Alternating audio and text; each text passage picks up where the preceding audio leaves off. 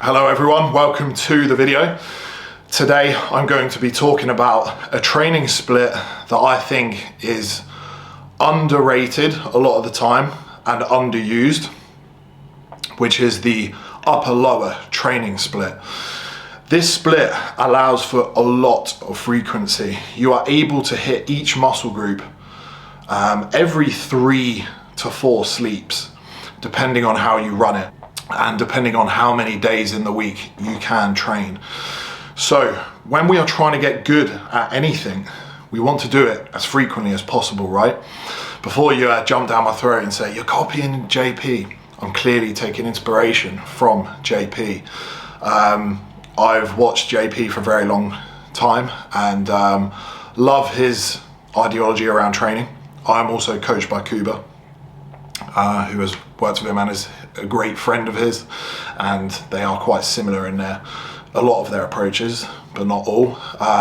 So, you know, I take a lot of ideas from them and make them into my own when programming my own clients. Now, to preface this video, the best workout split for you is the one that you enjoy the most and look forward to and push yourself the hardest in. But there are elements to this that might make it actually better and more effective for you. Say you are a beginner, intermediate, or even to the advanced lifter can get a lot out of this workout split due to its frequency.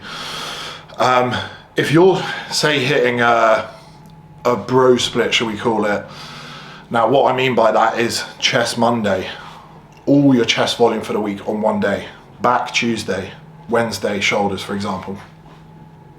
You are only hitting that muscle group once every 7 days. And let's face it, if you beast yourself on chest with, you know, it'll be lots of volume and lots of, you know, intensity on that session, you're probably going to be able to hit it again in, you know, 3 to 4 days.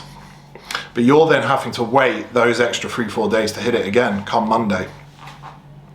So a more effective, in my opinion, way to train and also get more progression is hit the muscle more frequently.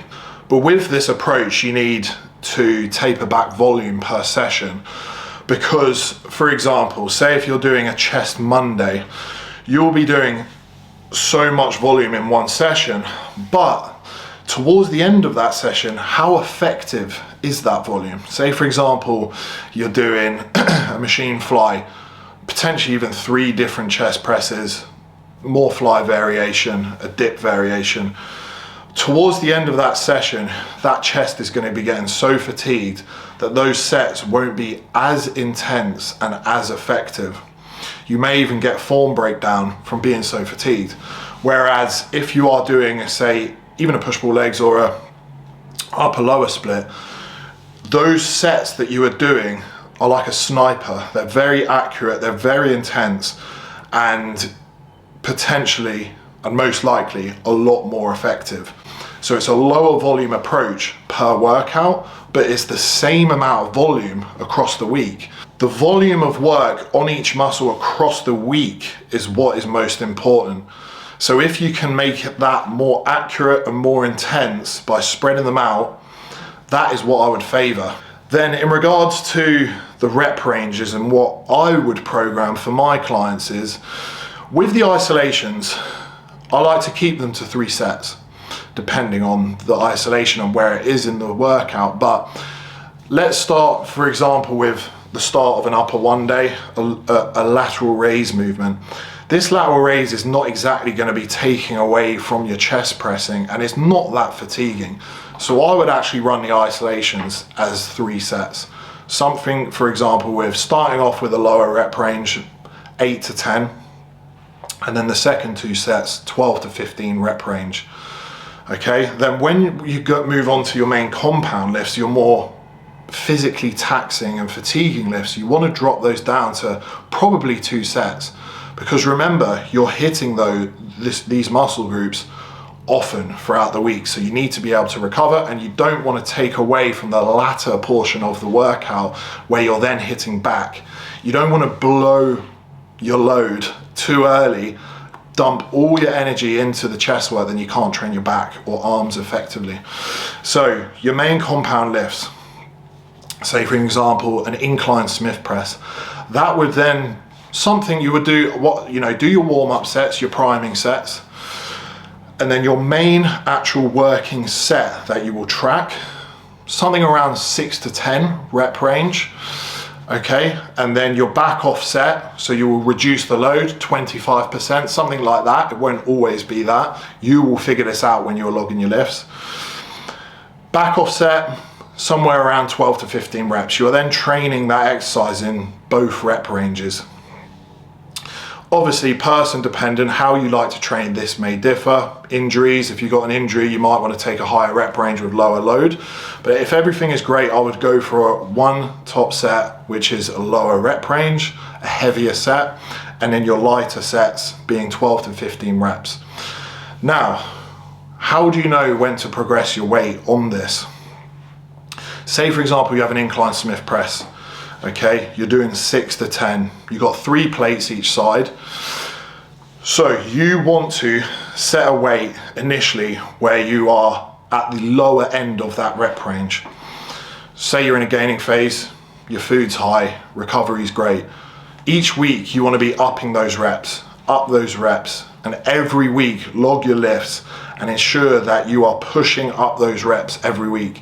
If you look at your logbook from the week prior and you've got 3 plates aside, 6 reps on an incline Smith press, set 1.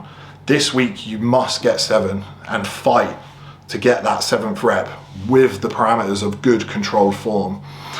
If you cheat the form and still get a rep progression with cheated form that isn't the same as the last week, that is not a progression. It must still be good quality reps. So that's why we standardize our reps. That can be for another topic. So say for example, the rep range is 6 to 10. Over the course of those weeks, over that month, over that 6-week period, you've got that up to 10 reps. Your rep range is 6 to 10.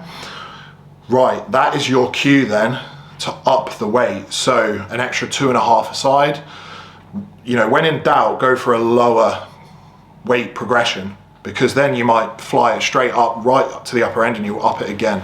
Something along the lines of 2.5 to 5 kilograms aside, especially if you're just starting out on this split, where progression will be quite fast. As time progresses and you're more advanced onto this split, the progressions can even be 1.25 kilos aside. That is still a progression. You're still putting more stress on the muscle each week. So once you have then added weight to the bar, it will obviously be harder. So the reps will come down. So you might go back down to 6 reps with the added load. And then you do the exact same thing. You repeat that and push the weight up to the top of the rep range, which will be 10 again. And once you do that, you add load again and just repeat that over and over again. This is progressive overload. You're progressively overloading the muscle with more stress. And then adaptation occurs, okay? So your body will adapt, okay, which is, gaining muscle, gaining strength, and then you must put it under more stress. It will adapt, more stress, and that is how we build muscle in an off-season setting. Calorie surplus, progressively overload stress on the muscle, and good recovery. If you do that for weeks and months on end, you will grow tissue. It is science. Okay? So then the same rule will apply for the back offset. You will then go onto the back offset, lighten the load to get a higher rep range, but still do the exact same methodology there.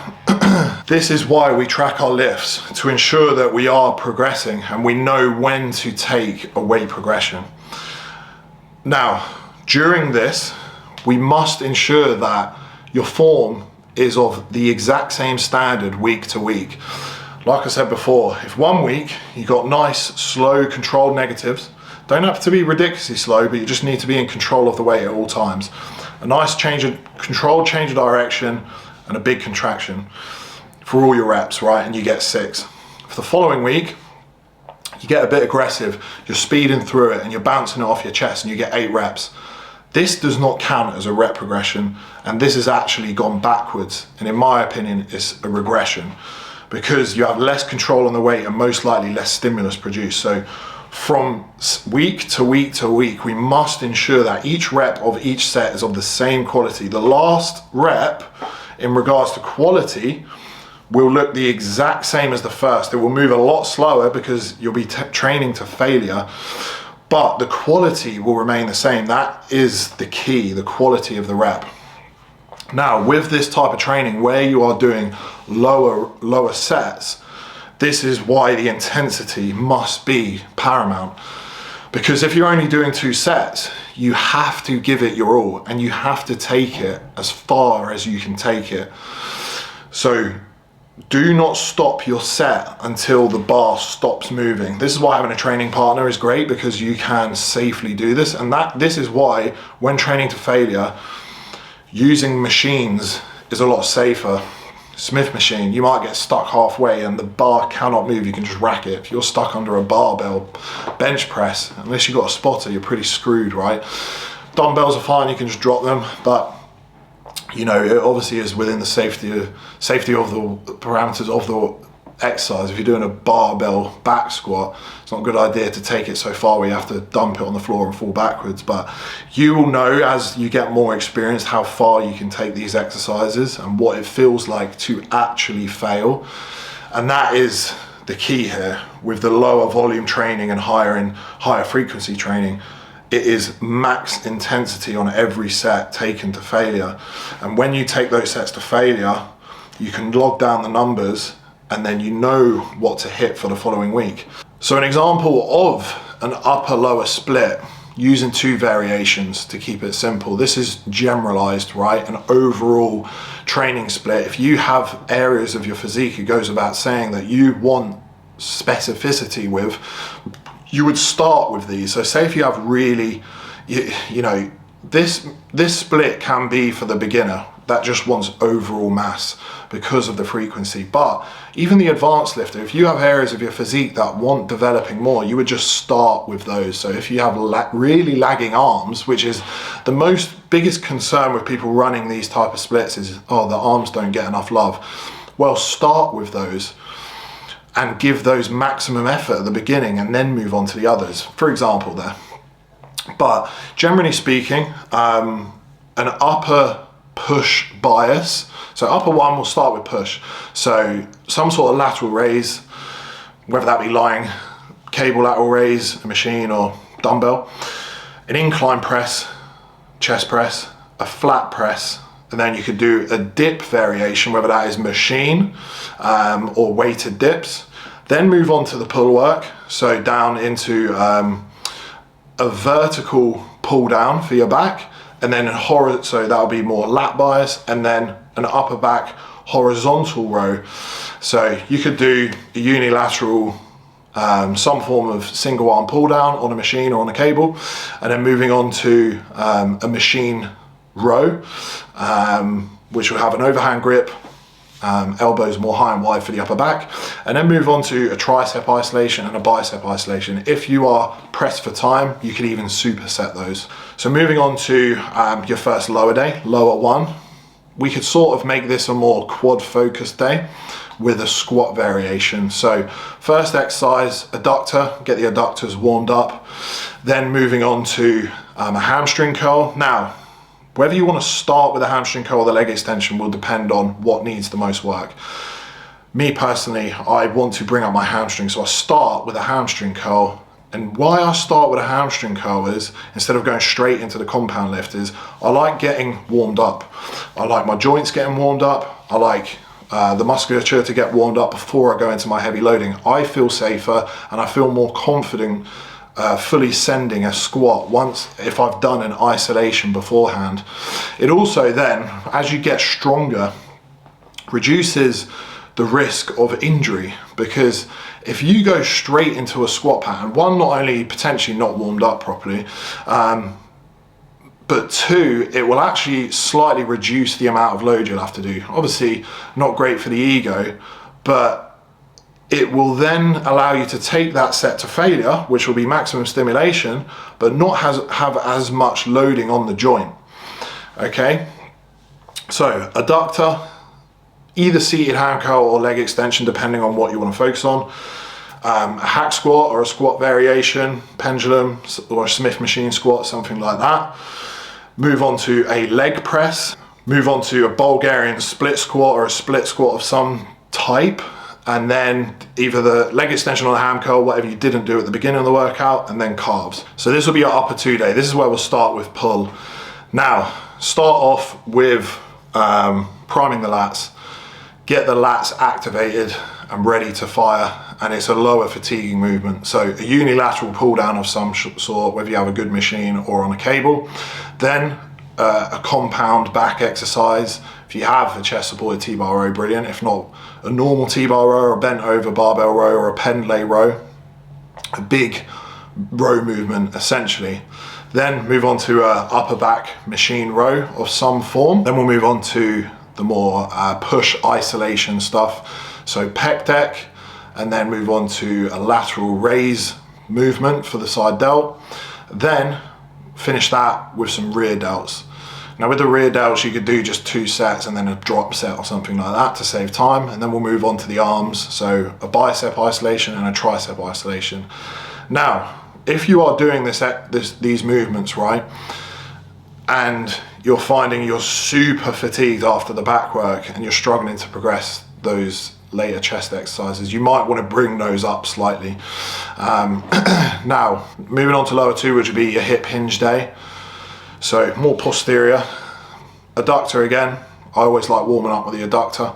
And then a hamstring curl of some sort, whether that's lying or seated. Then onto an RDL or an SLDL, depending on your goal. Then onto a single leg press. Then onto a leg extension. Then a split squat or a walking lunge of some form, and then calves. So that's just an overview of the upper lower training split. Now, by no means am I saying is this the best split. Everyone has to do this split. If you're not doing this split, you're doing something wrong. That is definitely not what I'm saying. I have done an upper lower split in the past.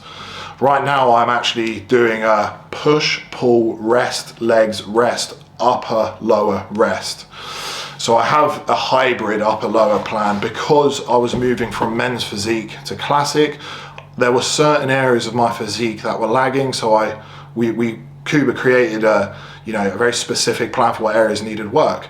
You will come to a point where, say you've been running this upper lower split for say a year or 2 years, 18 months, 2 years, there might be areas in your physique that then need work, and then you can move on to a more specific split.